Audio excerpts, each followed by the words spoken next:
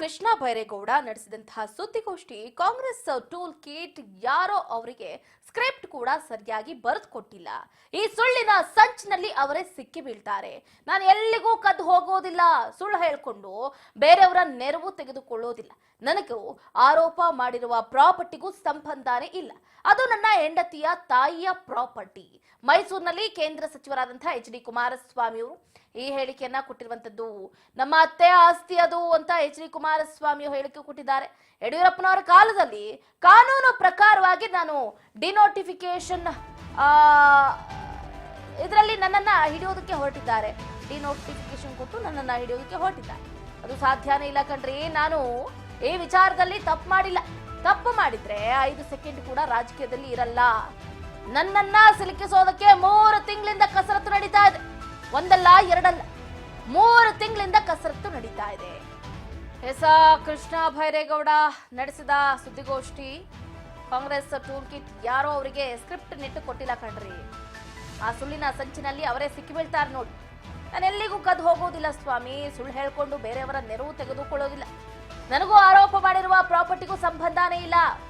ಅದು ನನ್ನ ಹೆಂಡತಿಯ ತಾಯಿಯ ಪ್ರಾಪರ್ಟಿ. ಮೈಸೂರಿನಲ್ಲಿ ಕೇಂದ್ರ ಸಚಿವ ಎಚ್ ಡಿ ಕುಮಾರಸ್ವಾಮಿ ಹೇಳಿಕೆಯನ್ನ ಕೊಟ್ಟಿರುವಂತದ್ದು. ನಮ್ಮತ್ತೆ ಆಸ್ತಿ ಅದು ಅಂತ ಹೇಳಿದ್ದಾರೆ.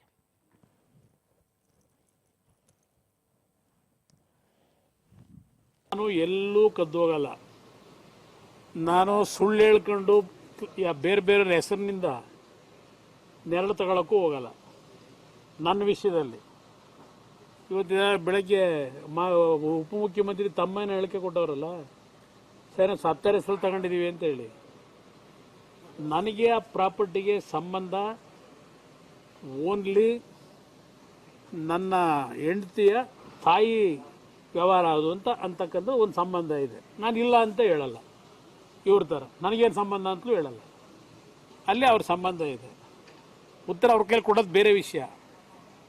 ನಾನು ಡಿನೋಟಿಫಿಕೇಶನ್ ಮಾಡಿರ್ತಕ್ಕಂಥ ನಾನು ಮಾಡಿದ್ದೀನಿ. ಅದು ನೆನ್ನೆ ಅವರೇ ದಾಖಲಾತಿ ಬಿಡುಗಡೆ ಮಾಡಿದ್ದಾರೆ. ನಾನೇನೋ ಕೃಷ್ಣ ಬೈರೇಗೌಡ ಫಾರಿನ್ನಲ್ಲೆಲ್ಲ ಓದ್ಕೊಂಡು ಭಾಳ ದೊಡ್ಡ ಮೇಧಾವಿ ಅಂತ ತಿಳ್ಕೊಂಡಿದ್ದೆ. ನಾವು ಅದರಲ್ಲೆಲ್ಲೋ ಹರದನಹಳ್ಳಿಲಿ ಸರ್ಕಾರಿ ಶಾಲೆಯಲ್ಲಿ ಓದ್ಕೊಂಡ್ಬಂದಿರೋ ಕನ್ನಡ ಮೀಡಿಯಮಲ್ಲಿ ಈ ಪಾಠ ಹೇಳ್ಸ್ಕೊಂಡ್ಬಂದವು ನಾವು. ಕೃಷ್ಣ ಬೈರೇಗೌಡರಂಥ ವ್ಯಕ್ತಿ ನೆನ್ನೆ ದಿನ 4-5 ಜನ ಮಂತ್ರಿಗಳು ಕೂರಿಸ್ಕೊಂಡು ಈ ಹೇಳಿಕೆ ಕೊಡಿಸೋರಲ್ಲ. 2000 ನಾನು ಎಲ್ಲೂ ಕದ್ದು ಹೋಗಲ್ಲ. ನಾನು ಸುಳ್ಳು ಹೇಳ್ಕೊಂಡು ಬೇರೆ ಬೇರೆ ಹೆಸರಿನಿಂದ ನೆರಳು ತಗೊಳ್ಳೋಕ್ಕೂ ಹೋಗಲ್ಲ. ನನ್ನ ವಿಷಯದಲ್ಲಿ ಇವತ್ತಿನ ಬೆಳಗ್ಗೆ ಉಪಮುಖ್ಯಮಂತ್ರಿ ತಮ್ಮನ ಹೇಳಿಕೆ ಕೊಟ್ಟವರಲ್ಲ, ಸರ್ ಸತ್ತರ ಹೆಸರು ತಗೊಂಡಿದ್ದೀವಿ ಅಂತ ಹೇಳಿ.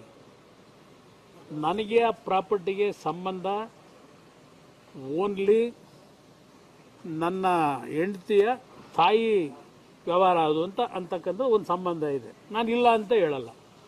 ಇವ್ರ ಥರ ನನಗೇನು ಸಂಬಂಧ ಅಂತಲೂ ಹೇಳಲ್ಲ. ಅಲ್ಲಿ ಅವ್ರ ಸಂಬಂಧ ಇದೆ. ಉತ್ತರ ಅವ್ರ ಕೈಲಿ ಕೊಡೋದು ಬೇರೆ ವಿಷಯ.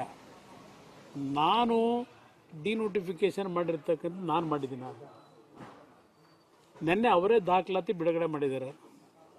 ನಾನೇನೋ ಕೃಷ್ಣ ಬೈರೇಗೌಡ ಫಾರಿನ್ನಲ್ಲೆಲ್ಲ ಓದ್ಕೊಂಡು ಭಾಳ ದೊಡ್ಡ ಮೇಧಾವಿ ಅಂತ ತಿಳ್ಕೊಂಡಿದ್ದೆ.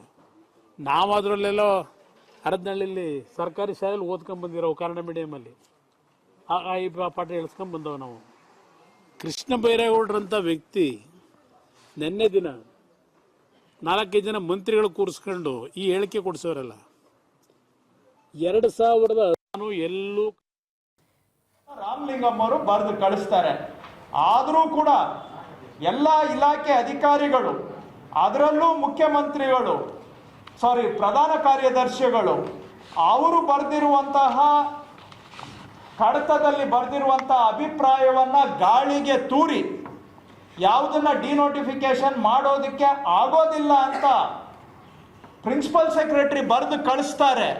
ಅದ್ರ ಮೇಲೆ ಮಾನ್ಯ ಯಡಿಯೂರಪ್ಪನವರು ಬರೀತಾರೆ, ಭೂ ಸ್ವಾಧೀನದಿಂದ ಕೈ ಬಿಡಲು ಆದೇಶಿಸಿದೆ. ಯಾವ ಡೇಟಲ್ಲಿ ಇದು ಬರೆದಿರೋದು? ಇವರು 2009-10ರಲ್ಲಿ ಬರೀತಾರೆ. ಯಾವ ಜಮೀನಿಗೆ?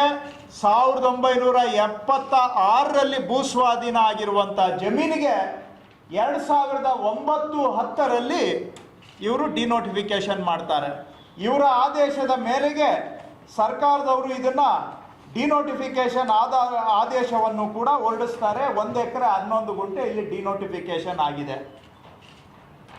ಇದೇ ಸಂದರ್ಭಕ್ಕೆ ಕಾಕತಾಳೀಯ ಅಂತಿರೋ ಅಥವಾ ಇದು ವ್ಯವಸ್ಥಿತ ಪ್ರಾಯೋಜಿತ ಆಲೋಚಿತ ಅಕ್ರಮ ಅಂತಿರೋ ದರೋಡೆ ಅಂತಿರೋ, ಈ ಜಮೀನು ಯಾವುದು ಡಿನೋಟಿಫಿಕೇಶನ್ ಆಗುತ್ತೆ, ಡಿನೋಟಿಫಿಕೇಶನ್ ಆದ ಕೆಲವೇ ದಿನಗಳಿಗೆ 1 ಎಕರೆ 11 ಗುಂಟೆ ಗಂಗೇನಹಳ್ಳಿ ಸರ್ವೆ ನಂಬರ್ ಕುಮಾರಸ್ವಾಮಿಯವರ ಬಾಮೈದ ಹೆಸರಿಗೆ ರಿಜಿಸ್ಟರ್ ಆಗುತ್ತೆ. ಇಲ್ಲಿ ಡಿನೋಟಿಫಿಕೇಶನ್ ಆದಾಗ ಯಾರ ಜಮೀನಿಗೆ ಡಿನೋಟಿಫಿಕೇಶನ್ ಆಗಿದೆ ಆ ಮನುಷ್ಯ ಸತ್ತೇ ಹೋಗಿದ್ದ. ಕುಮಾರಸ್ವಾಮಿ ಅವರು ಮೈಸೂರು ಪ್ರಕರಣದಲ್ಲಿ ಪ್ರಶ್ನೆ ಮಾಡಿದ್ರಲ್ಲ, ಸತ್ತೋದರ ಹೆಸರಿಗೆ ಹೆಂಗ್ರಿ ಡಿನೋಟಿಫಿಕೇಶನ್ ಮಾಡ್ತೀರಿ ಅಂತ.